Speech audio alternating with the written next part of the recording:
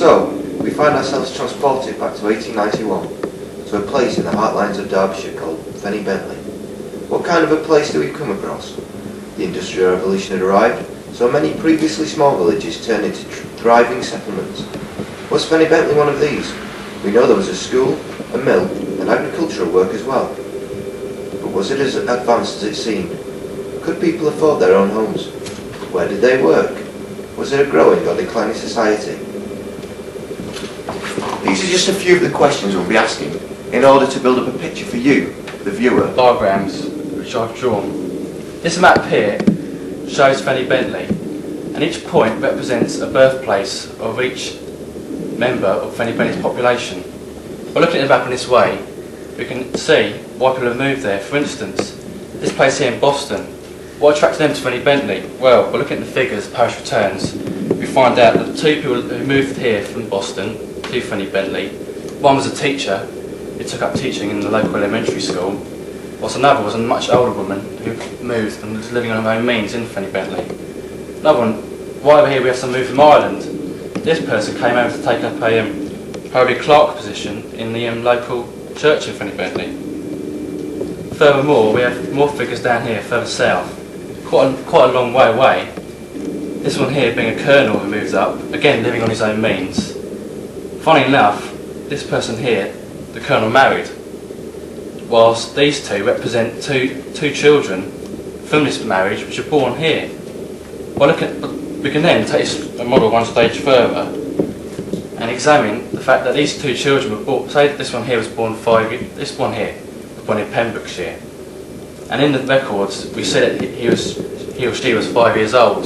So we can determine that they had obviously not been to Fenny Bentley 5 years previous, and they moved there since the birth of this child. We can then also let me look now. This figure here represents the local Derbyshire itself. There's a more local map, local as in say 20, 10 miles, whatever.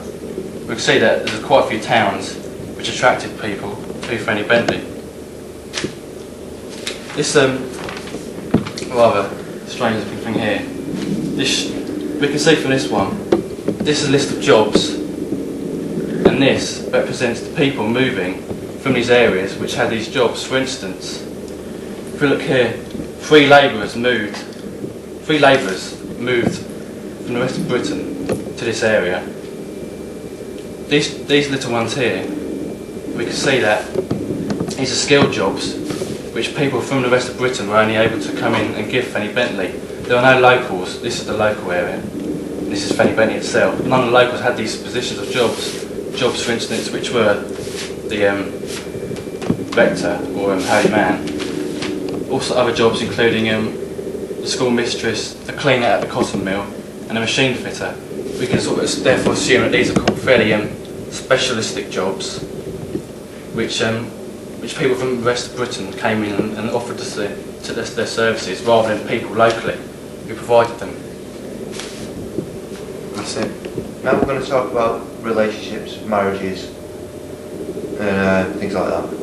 At this time there were 79 out of a possible 127 females that were single.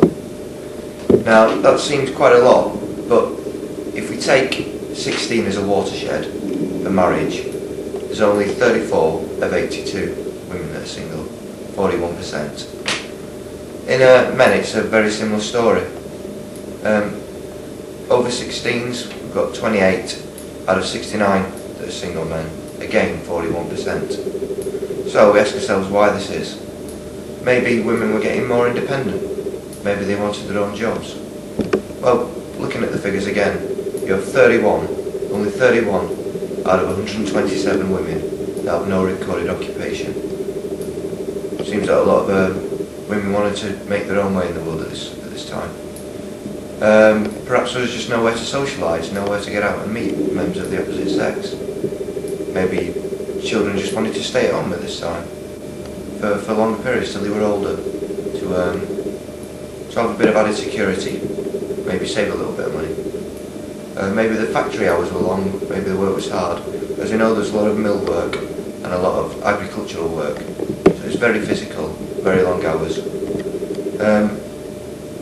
I suppose you could even say maybe just people in Fenny Bentley weren't attracted to each other. When did people get married? Well, if we again look at the figures, it's quite hard to denote just from the figures in the census when people did get married. If we look at the ages that women had the first child, and then perhaps subtract a year, sort of a honeymoon period, I'll use that as my yardstick for when people got married. You doing this, I've worked out that on average, women were about 25 and men were 29 years old. And that's old even by today's standards. The youngest married woman is 23 years old, but I would say in that was the husband's second wife, because there are already a number of children in the family, and the oldest is 12. So I think it's a bit unlikely that she had the child at 11 years old. Perhaps he just needed a mother for his children as he was getting older a bit. Perhaps he needed security again. The only other example of a young marriage seems to be that of Frances and Mary Wigley, who had their first child when she was 15. But this again is just one singular case, as at the time the child was born, it would have been 1857, which is about 50 years before the census was taken. A lot of change in those 50 years.